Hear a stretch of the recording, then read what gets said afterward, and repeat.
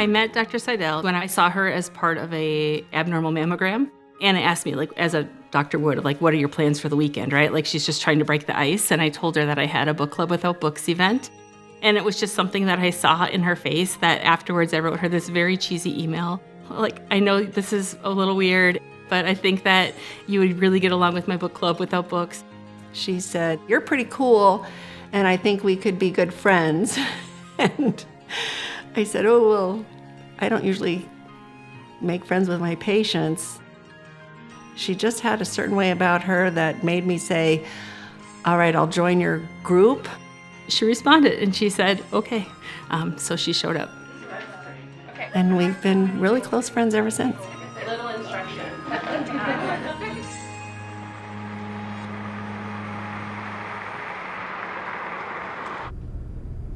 I went back for yearly mammograms. The mammogram came back abnormal, and I had to have a biopsy. And then a few days later, I got a call telling me that I had invasive cancer. I'm not so proud of it, but I remember swearing. I remember screaming. I remember just like having this visceral reaction that I couldn't control. And it was almost an out-of-body experience. My phone rang, and it was Anna, and she said, "It's gonna be okay." And she knew that that's what I needed at that moment. She knew that I needed some reassurance. She was worried that I was gonna say, "Because we're friends, I can't be your surgeon." And I said, "Well, no one else is gonna be your surgeon. And if you go outside of the organization, I will go with you to make sure you get good surgical care." In that moment, I knew I didn't want anybody else to be my surgeon. I remember going into surgery, and Anna came in the room, and she kissed me on the forehead, and I said, "It's time for you to stop being my friend. I want you to be my surgeon and get this cancer out of here." Then I passed out, and they did their job, and they did it well. I am a genetic counselor at Exact Sciences.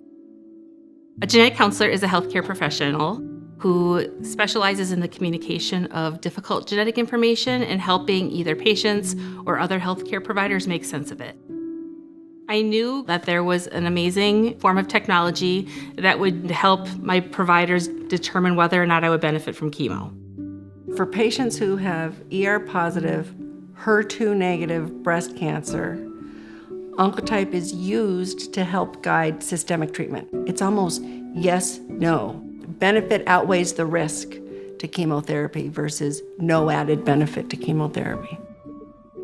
It's a send out. It takes about 2 weeks to get. As soon as I saw it, I picked up the phone and called her. We definitely had a celebration in our household when we learned that I did not need chemotherapy. It was a moment to celebrate that I wasn't going to have to face that. I started thinking, if I'm being spared from this, I need to find a way to make something good come from it. She called and said, "I think we should walk in the Susan G. Komen." And I said, I don't know, but can't say no to Christy. Thank you for walking fast. That first year, we went from me being convinced I was going to do it to a team of 23. And we both were extremely nervous about our ability to walk 20 miles. So we practiced and we trained. We took a long time trying to think about what are we going to call ourselves. Eventually, we decided on the Hakuna Matatas because we are walking for no worries. It wasn't so transformative for me until we got there. They call it the pink bubble for a reason. Like, you enter and it's like you're immediately connected with everybody there. Everybody is walking there with some kind of tie or passion about fighting breast cancer. But it's not a sad event.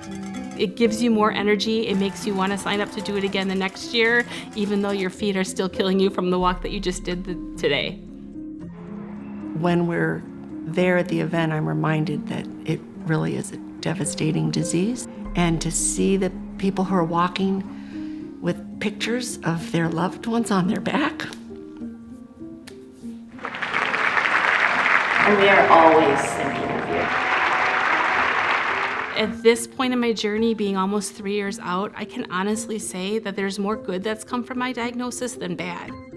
I know that's not right for everybody and that people are fighting much more difficult battles, but for me and the journey that I've been on, more good has come from it now. There are a lot of people that work on my team. This year, we're at about 13 Exact Sciences employees. They're my work family. I've been proud to have them on my team walking alongside. I work in a company of cancer fighters. It's meant a lot to me for them to take this journey with me. It's meant a lot.